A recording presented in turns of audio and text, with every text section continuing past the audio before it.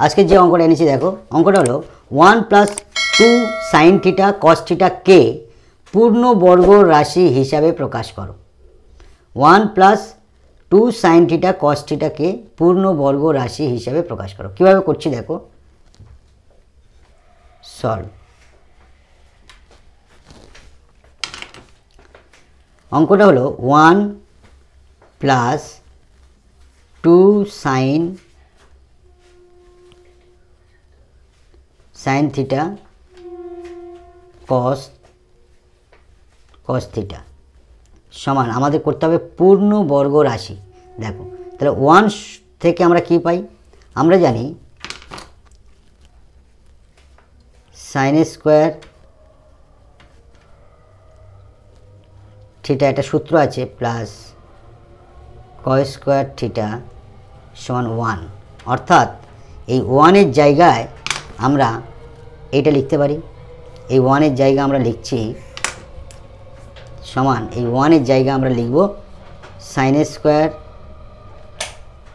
Square theta plus cos square theta. পরে কি আছে, প্লাস 2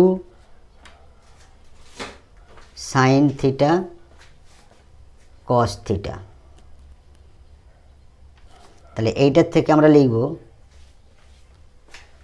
sin θ হোল স্কোয়ার, এইটা তারপরে লিখব এই সাইডটা plus 2 sin θ into cos θ plus এটা লিখব cos θ হোল স্কোয়ার।